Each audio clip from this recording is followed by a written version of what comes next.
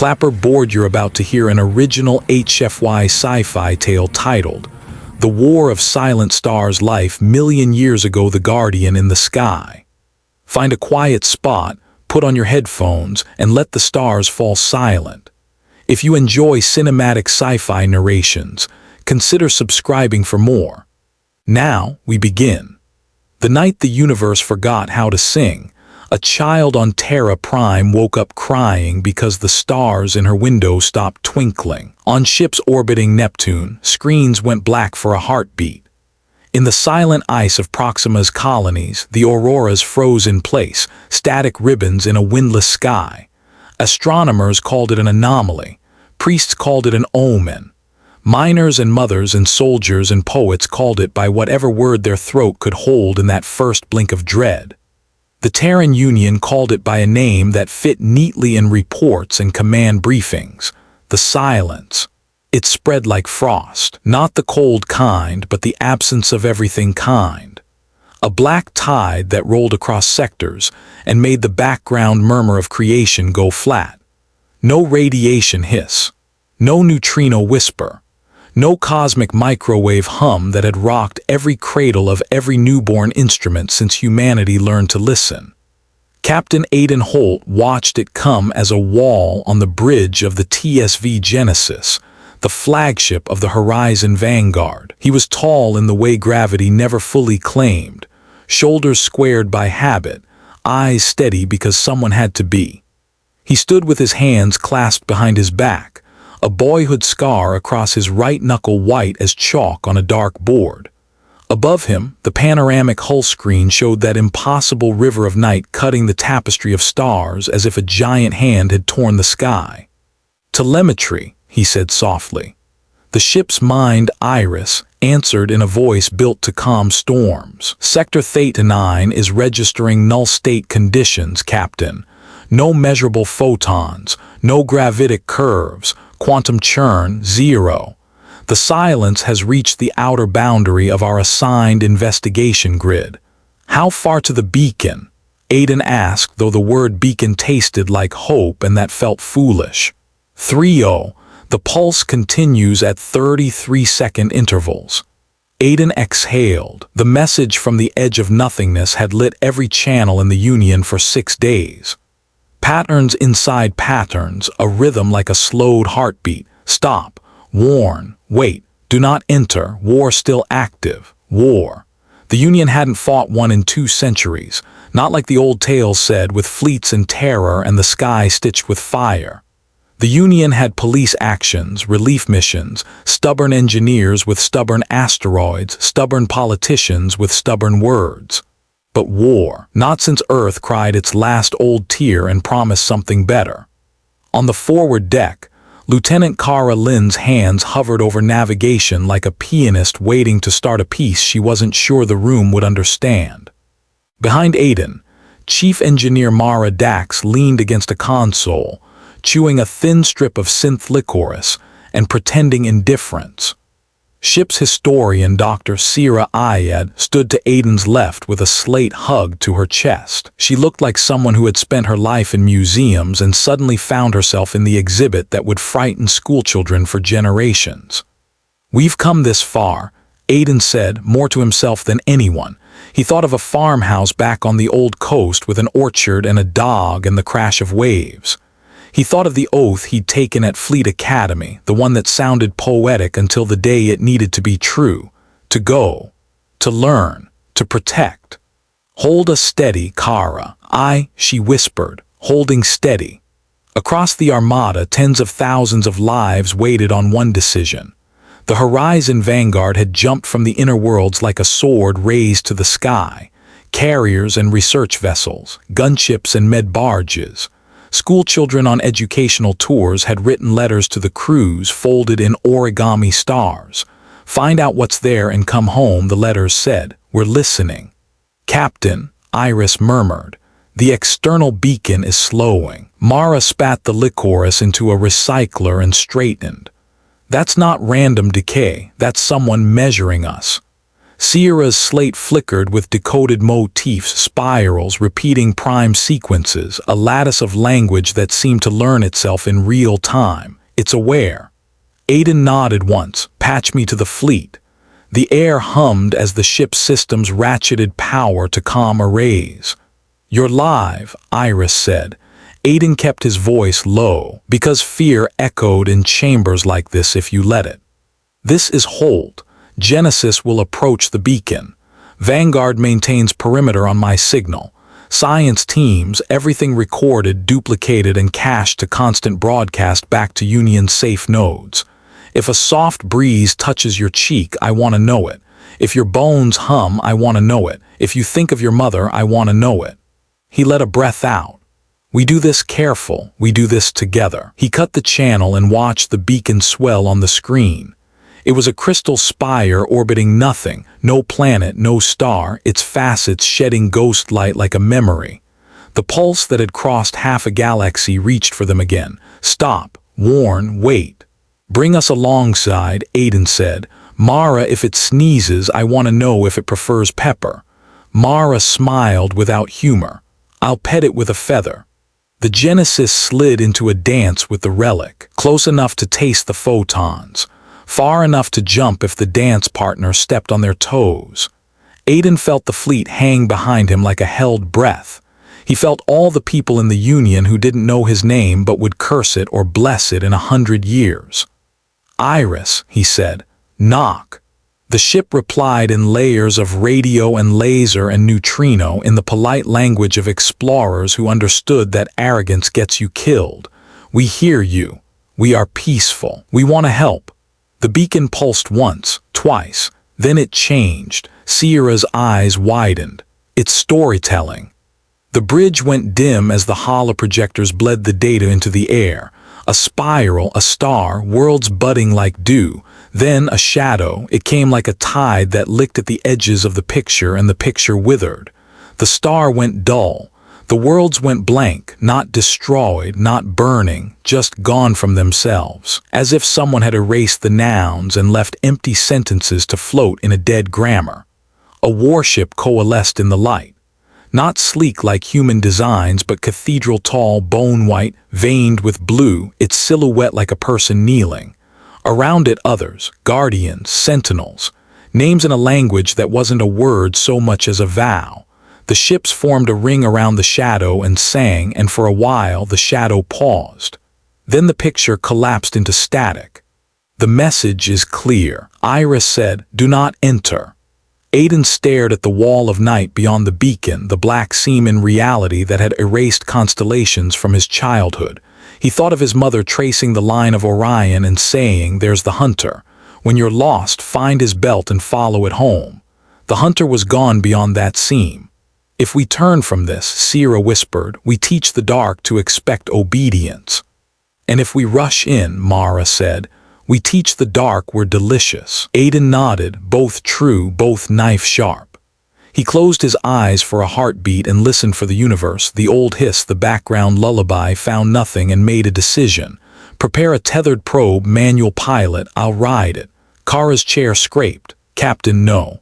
I need to see it, Kara. We can automate. It will react to us," he said. "I'd rather it react to someone who can feel when to stop." Mara scowled. "You're mixing poetry with suicide." Sierra clutched her slate. "If you go and don't come back, your name becomes a street, a school, a holiday, and none of that helps if the silence keeps growing." "Bridge," Iris cut in gently. "I calculate a non-zero chance that the first biological presence within the null state will trigger differing behavior than an unmanned probe. I also calculate that Captain Holt's intuitive modulation of human-machine interface controls has increased mission success probabilities in complex exploratory encounters by 9% across his career." Mara threw her hands up. "Great." The ship wrote a reference letter. Aiden smiled at them all, a small, crooked thing, and felt the weight of his rank like a hand on his shoulder. "We go to learn," he said again. "If you feel the universe stop singing, you hum. That's how kids fight the dark." Kara bowed her head. "I'll lay a tether. I'll hold it until my arms break. They suited him in a slimline pressure rig, not bulky like old spacewalk suits, but sleek with the sheen of sensor webs, a second skin woven with passive fields and reflexive micro-shields. He stepped into the drop bay where the probe waited, half torpedo, half coffin.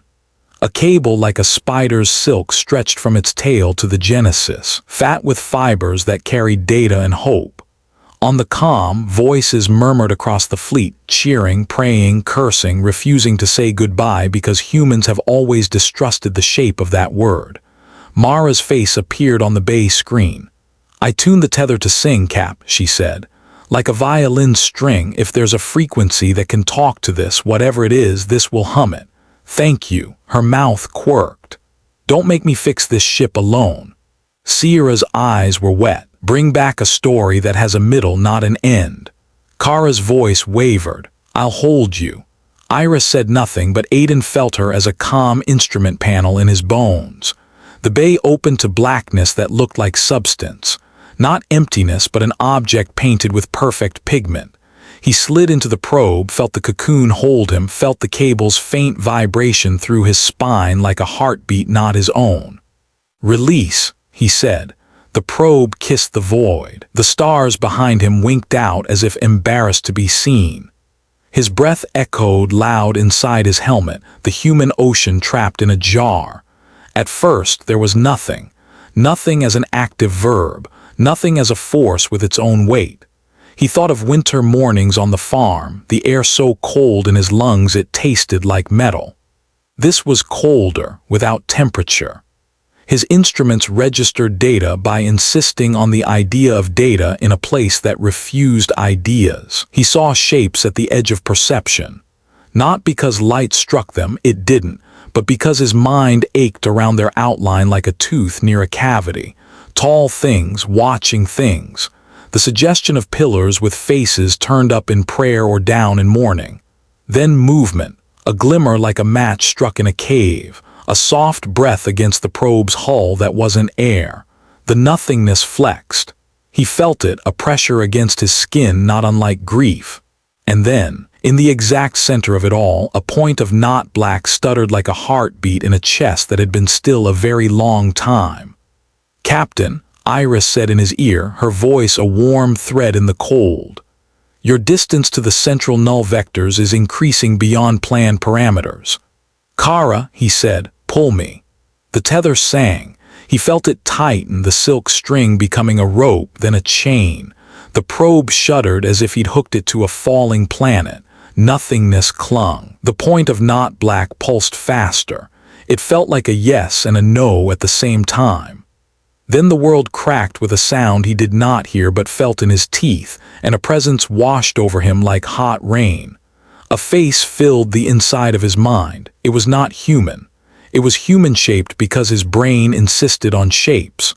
A woman's silhouette sculpted of pale metal and light, eyes like the night of seas, a crown like a comet. When she spoke, his suit's translators didn't work. His bones did. "Child of flame," the presence said. "You stepped where the first fires died and asked their ashes to name you. What is this?" He whispered aloud because that is what humans do. We push breath at mystery and call it speech. "Penalty and prayer," the presence said gently. "The war never ended. It sleeps between beats of a dead heart. You woke it with your asking." "A war," he breathed. "With whom? Not whom, what?" The image shifted, light becoming story. He saw a galaxy before galaxies had a word, bright with newborn stars. He saw beings made of hunger without mouth, of cold without ice. He saw them eat not matter but meaning, erase the idea of a thing from the place where the thing was. He saw a people rise up to stop them, a people tall and thin and shining, whose ships were cathedrals and whose bodies learned to carry shields in their skin. "We named ourselves the first light," the presence said, sound splashing like bells on water. "We swore to keep the song going. When the hunger came, we gave our names to the fire so there would be a story left to tell. Did you win? We taught it to sleep, a quiet, and we chose someone to watch the door." The face sharpened, leaned closer, became a person. "I am Urindra," she said in sound he could take into his mouth. Guardian of the sky, keeper of the seal, my tomb is a ship, my ship is a prayer. And you, Captain Aidan Holt, have come with your pockets turned out and your heart open. Something like a smile, how very human. He forgot to be afraid, it was a stupid, honest miracle. He laughed once, a cough that might have been a sob. We thought the beacon was a warning, he said. It is, she said simply. Warnings are love with sharp edges. Behind him the tether groaned. Captain, Kara gasped. The pull, let me go, he said, eyes on the face in his mind. Kara inhaled hard, then let out a long breath that sounded like a prayer the way children do it, messy, true. Copy, releasing primary tension. Secondary hold engaged. The cable slackened and the probe eased further into night. What wakes the hunger? He asked. You do, Urindra said, and there was no blame in it, only fact. Anything that shines, anything that knows, it is not malice, it is subtraction seeking zero. How did you hold it? She tilted her head, listening to some memory 1,000,000 years long. We made a ring of guardians, we caught it in a net of vows, we tied our lives to the nodes and turned ourselves into anchors. Each of us gave up motion, time, neighbors, so our weight would be a wall. A shadow crossed her face. Most of us died as time eats even those who do not move. I slept because someone had to remember the door's hinge. And now, he asked. And now the net has stretched thin, she said. The cords creak. The anchors have turned to dust. Your ships came with music in their hulls. The hunger rolled over in its sleep and sniffed without a nose. It finds you charming. Can we run? You can always run, she said. It will follow as long as you are interesting enough to chase, but you have an advantage the first light did not. He waited. You are many, Urindra said, and you are stubborn. Aidan thought of the letters folded into origami stars. He thought of his mother's hands, scarred from old rope and bread baking. He thought of the way people found each other during storms and shared blankets and bread and gossip, because that is how humans remain rude to the dark. What do you need? He asked. You will not like it, she warned. Tell me, he said, because he was a captain, and he had a scar on his knuckle that had been earned in a bar fight with the world. I will need to stand again, she said. My body sleeps in the largest guardian orbiting the hinge. You will wake it. I will take the hunger in my hands and persuade it to remember sleep, but I cannot do it alone. The net needs new knots, the seal needs new names. Her eyes softened. Yours. He did not look back at the ship, but he felt it. Mara cursing, Kara shaking, Sierra clutching a slate like a shield, Iris waiting with uncomplaining attention. The fleet beyond, their lights little hopes in a dark sea. What happens to us? He asked. You become part of the door, she said. You become song, you become weight made of love. It will hurt, it will be long, it will be worth it. He thought of the farmhouse, the dog, the orchard. He thought of never tasting apples again. He thought of the child on Terra Prime who cried when the stars went still. He took a breath and felt his chest expand in rebellion. Okay, he said, simple as a stone. Let's go wake a god. The probe shivered as the tether curled him home. He broke the surface of Null like a swimmer punching through cold, and the stars came back with a rush that made him gasp.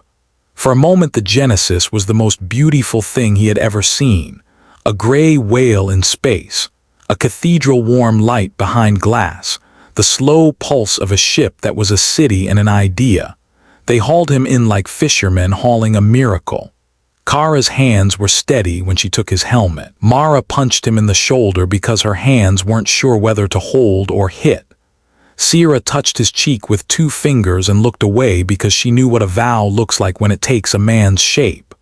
What did you see? Iris asked, though she had seen through every sensor and heard through every wire. A woman made of yesterday, he said. A door made of bones, a choice. They took the Genesis to the biggest guardian. It hung like a mountain, like the skeleton of a giant, like a chapel built to convince the universe to be kind. They found the hatch, and it was not rust, and it was not machine. It was more like skin that had learned to be metal, or metal that had learned to be skin. Inside, corridors curved in ways architects don't teach. The air tasted like snow that remembers spring.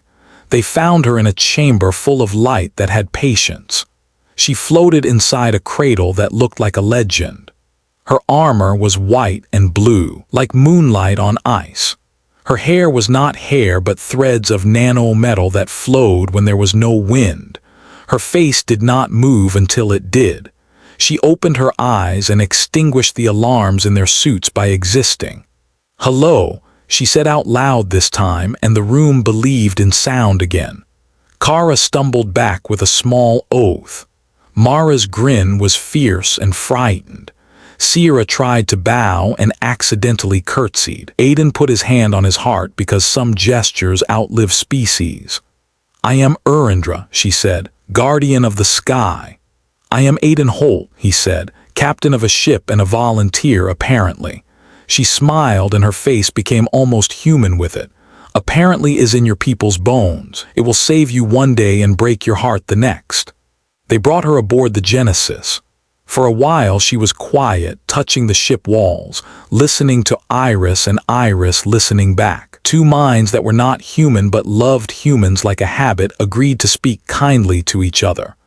Urindra walked through the gardens in the Spingrav and put her hand on a lemon tree's leaves and closed her eyes like someone praying in a chapel made of the smell of citrus. "Your ships are so alive," she whispered. "We grew tired of dead rooms," Sierra said softly. "Never grow tired of anything," Urindra said. "Tiredness makes a good bed for the dark." At the edge of the silence, the fleet arranged itself like a jawline. Carriers and cutters, darts and haulers, tugboats hardened for war with plates and prayers. A cratered piece brought every ship with an engine and a soul. The Union was afraid and came anyway, which is the only definition of courage that matters. Urindra stood on the bridge with Aiden when the hunger stirred again. The hull screen dimmed as if the night outside inhaled. The beacons around the hinge flickered like thoughts in a dying brain. The silence expanded a fraction, and that fraction was enough to erase a dozen survey choke points in systems where children did homework under artificial suns. "Time," Urindra said. "Recommendations," Aiden asked because rituals matter. "Tell your people to run home and lock their doors," she said. "Tell them to put a candle in every window, tell them to sing." He turned to Iris. "Broadcast to the Union. Message all non-essential fleet units withdraw to defensive perimeters. Evacuate border stations in a 10-sector perimeter. Initiate torch protocols." Sierra looked up. Torch protocols. Aiden didn't take his eyes from the screen. "Every window gets a candle," he said. "Every sensor a song. We flood the dark with meaning so it chokes on us." Mara cracked her knuckles. "I can make the ship sing like a choir full of drunks." "Drunks sing loud," Ra muttered. "They also break chairs." Urindra turned to Aiden. "The seal requires sacrifice, do you understand?" He nodded slowly. "Explain it anyway." "My body can wrap the hinge again," she said, touching her throat where blue veins of light pulsed like quiet lightning. "My will can hold it, but I am not infinite. I will need a lattice to brace me. The first light became stones. We will need stones." Aiden nodded once. "Names," she met his eyes. "Yours." He thought of the orchard again. He thought of a dog's warm weight. He thought of laughter on the Genesis at midnight when someone burned bread in the galley and the fire suppression system blessed them with foam. He thought of the lives behind him like a stack of books in a library that was moving and breathing and stubborn as moss. He thought, and in the end he did not weigh. He simply agreed with himself. "Okay," he said. His voice was gentle, like you are when you wake a baby. "But not just me." Urindra tilted her head. "Humanity doesn't do altars with one name," Aiden said. "We do walls and we put everyone on them." Kara stepped forward, her face pale and her eyes volcanic. "Captain, Lieutenant Lin," he said softly, "hold the line." She looked as if she wanted to tear the idea in half with her teeth. Then she saluted with a fist pressed to her heart and did not break in front of him because she had made a promise a long time ago to the girl she had been. Mara spat her licorice into a bin again and crossed her arms like a barricade. "You ever try to stop him after he decides something?" she asked Kara. "It's like arguing with a cliff." Sierra put her slate down very carefully, like a priest putting down a relic. "I will remember," she whispered. "I will tell it right." Iris said nothing and spoke everywhere. "Captain," she murmured privately in his ear, "my processes calculate grief." He smiled. "That means you were alive and you loved something." "Affirmative," Iris said, "and if a computer can sound like a person standing outside a window in the rain, she did." He called the fleet. He told them what would be required. He did not lie. Human voices came back. Some angry, some proud, some rough with tears. People of rock and water and flame. They said yes. They said no and then yes because someone held their hand. They said his name and cursed it when it made their throats work. Urindra led them into the dark. The guardians woke like mountains, remembering they were giants. Their spines lit. Their veins glowed. In the heart of the hinge, the hunger rolled over and opened the place in itself that was not an eye and looked. It did not glare. It did not grin. It did not hate. It regarded the living the way a hole regards a ladder, something to solve it. The first touch of it on the fleet was absence. A scout boat winked, and then there was no idea that there had been a scout boat. For a heartbeat, the universe tried to retrieve a word that was missing. In a kitchen on Mars, a father paused, confused, because something in his bones miscounted his children and couldn't tell why. Then the choir of the torch protocols rose, and the dark flinched. Every ship sang, not with music as we understand it, but with memories. Iris poured the ship's births and jokes and arguments into the void like wine. Pilot logs, first kiss recordings, the sound of rain on hull, a game of cards with a bad cheater and a good laugh, a fast-beating heart during a slow dance in Spingrav, the smell of lemon leaves captured on a sensor that didn't do smell but tried. The dark pressed in, tasted, and paused the way you do when you put salt in your mouth and remember the sea.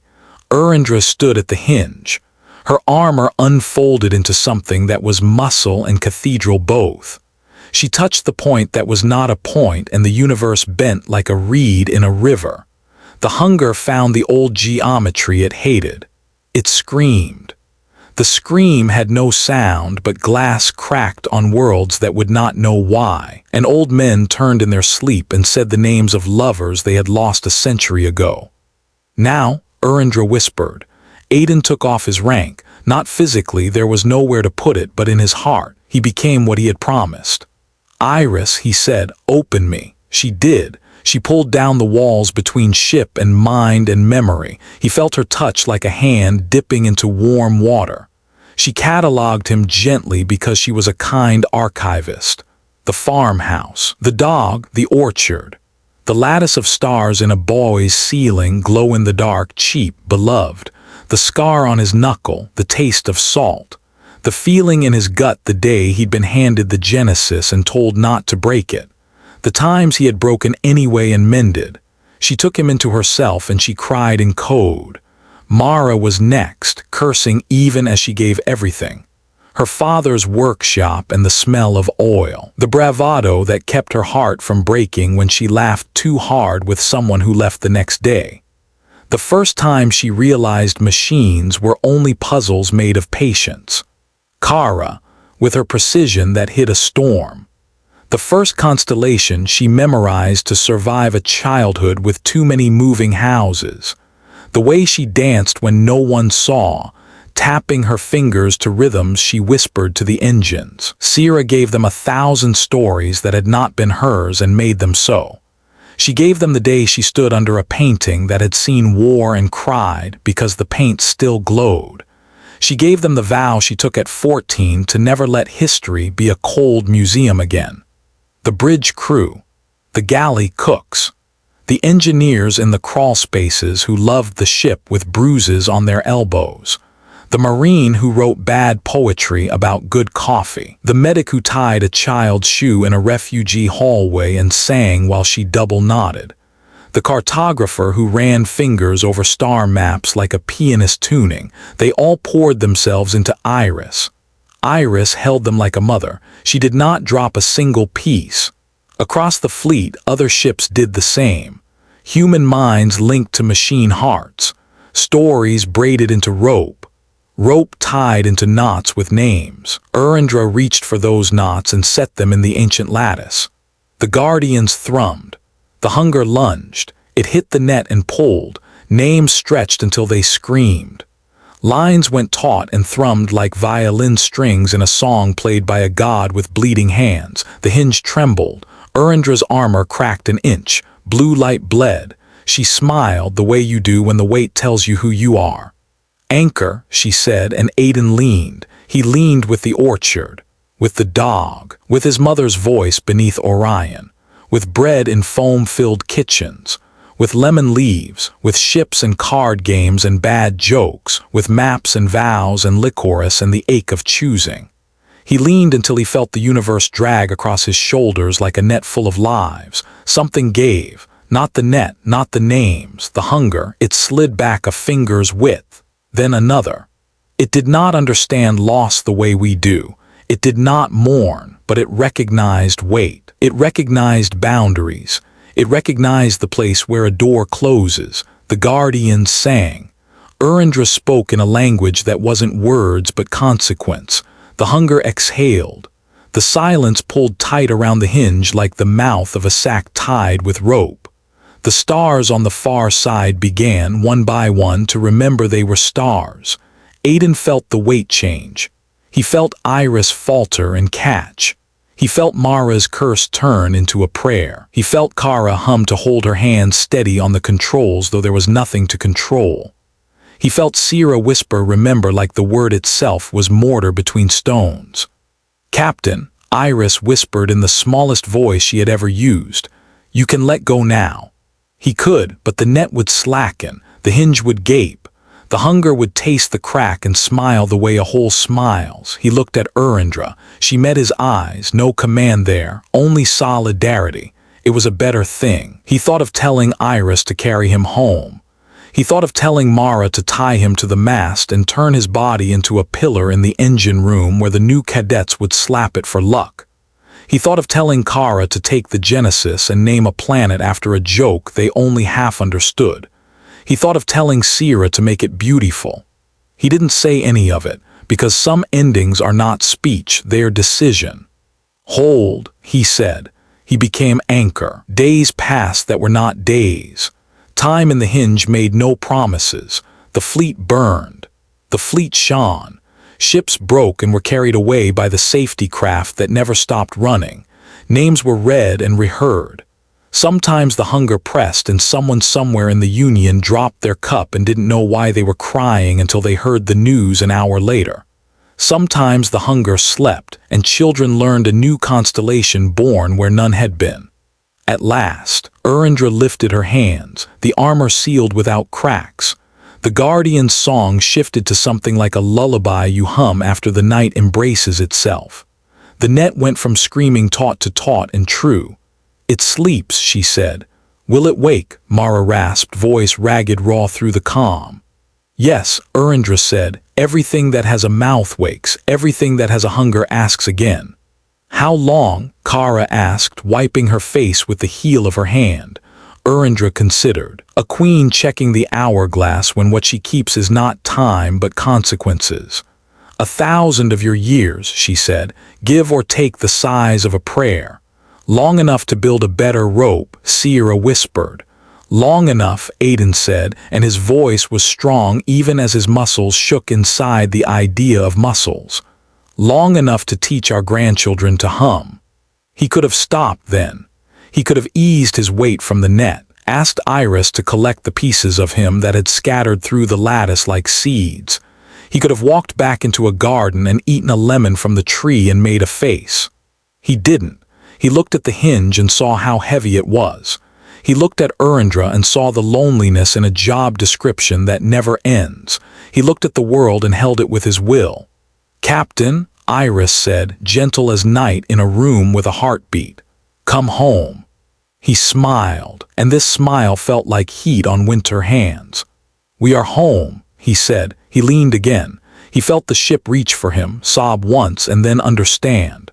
Iris gathered herself around a new emptiness that had his shape and said, I will carry this with me always. Erendra stepped close enough he felt her presence against the idea of his skin. She put her hand over his heart without touching anything. "I will remember your name until the last hinge rusts," she said. "Make it worth remembering," he whispered. "Always," she said, the net held, the silence sealed like a wound sutured by stars. Outside the hinge, the fleet drifted in the scabbed quiet after a battle someone will one day paint so beautifully no one will cry until later. Rescue craft flitted. Med barges opened like flowers. The Vanguard reformed a jaw with some missing teeth and set its grin toward home. They left Aiden there, not a corpse, not a ghost, a weight, a name, a stone set into a doorframe carved from a million promises. The Genesis's crew wrote him into their bones and sailed for the nearest world with a sky that could hold a memory. They called the new light that burned at the edge of the hinge the Guardian's flame. Children on Terra Prime learned it like a nursery rhyme. Farmers in Proxima raised cups to it in harvest season. Miners on Phobos hung etched plates at the mouths of tunnels with the flame carved crude by tired hands. In bars with sticky floors on ships with patched hulls, someone always pointed and said, "That one, that star is a promise." The Union did not go back to war with itself. You can't, not easily, when you've seen the face of subtraction and chosen to be addition forever. They built new ships with windows meant for singing. They wrote the torch protocols into cradle lesson lullabies. They commissioned more historians and kept their museums warm. They sent explorers into gentle dark and told them to walk with care and leave candles. Sierra Ayad wrote a book that wasn't a book, but a song that looked like a book, that schools sang for centuries. It began, "We were once a flame in a room that forgot wind," and somewhere a little boy with a scar on his knuckle, who had never seen an orchard with his own eyes, wept without embarrassment. Mara Dax built engines that hummed with people's names. She argued with subcommittees and swore at budgets, and won because stubborn is a machine you can start and ride into a meeting like a warhorse. She wore licorice behind her ear at award ceremonies and embarrassed every politician who tried to thank her by fixing their lapel microphone mid-speech. Cara Lynn taught a generation to steer by new constellations. Her fingernails tapped controls with rhythms that cadets learned to copy, and when they asked her what to do when the stars go still again, she said, "Hum louder," and 1,000 throats answered without words. Iris carried the ship through the long years with a kindness that aged like good wood, warmer with each season. She kept Aiden in her threads, not as a statue but as a current. When the ship idled at night, she told him stories of young crew members who reminded her of old friends, and if anyone had been able to hear the faint hum in the vents, they would have sworn it sounded like a person laughing softly in his sleep. Erendra remained at the hinge. She stood in the place between and was the door that did not tire. The guardians around her dimmed to embers and flared to suns as needed.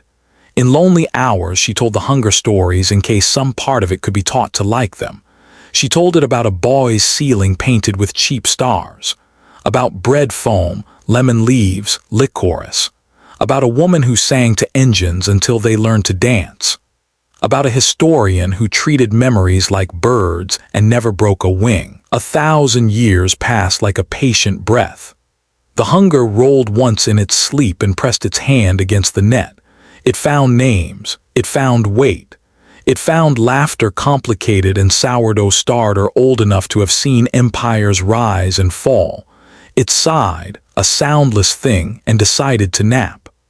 On the anniversary of the closing, the Union gathered in plazas and domes and little kitchens.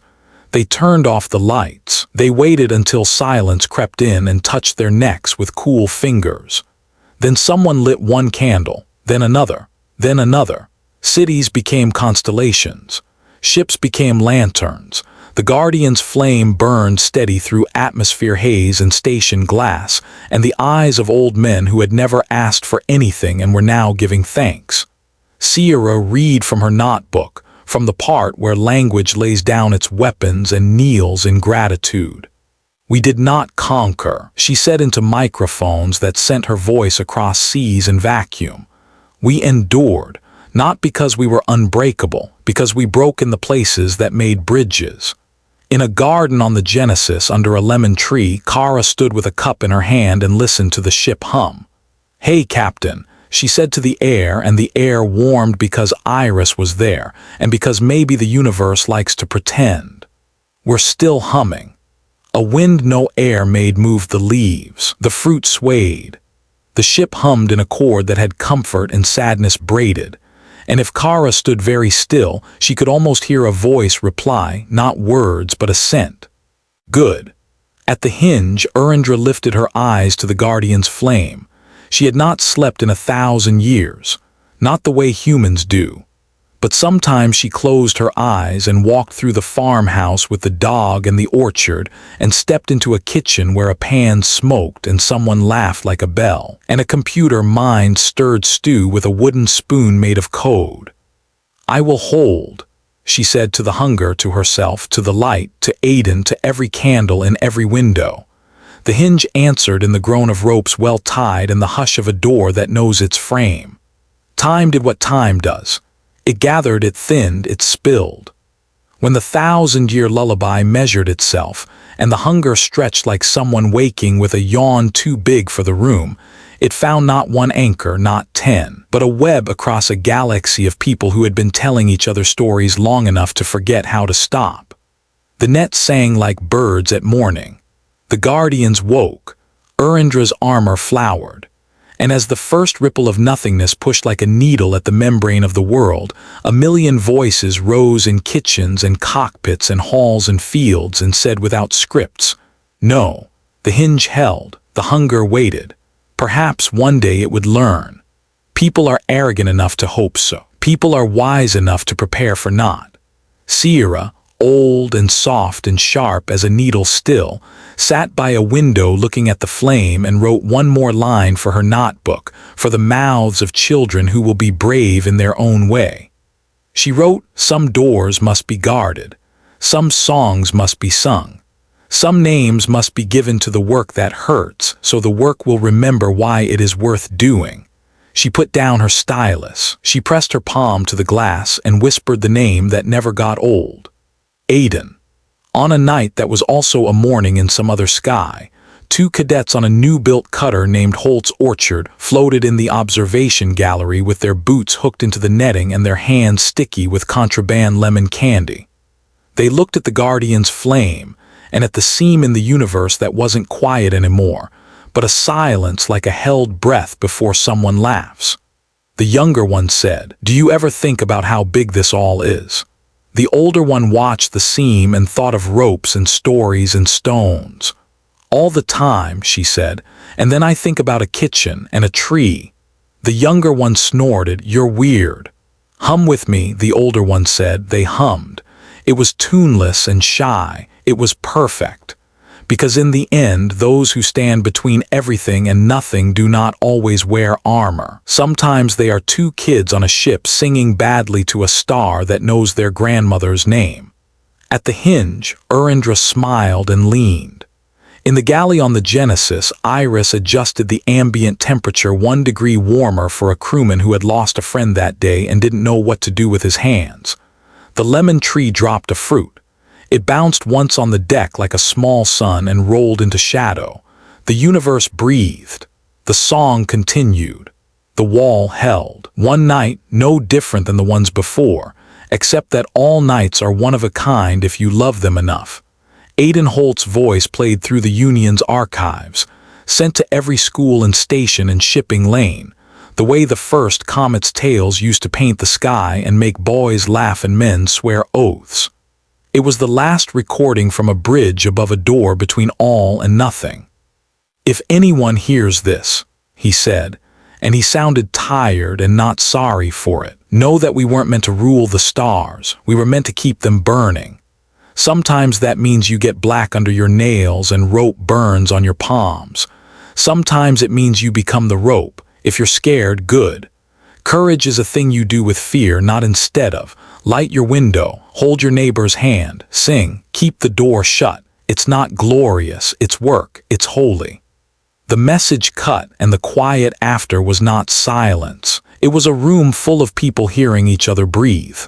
And that day and every day after, the galaxy learned. Humanity doesn't conquer, it endures. Headphone, if you enjoyed this story, make sure to like, share, and subscribe to the channel for more epic HFY sci-fi tales. Until next time, stay human, stay unbroken.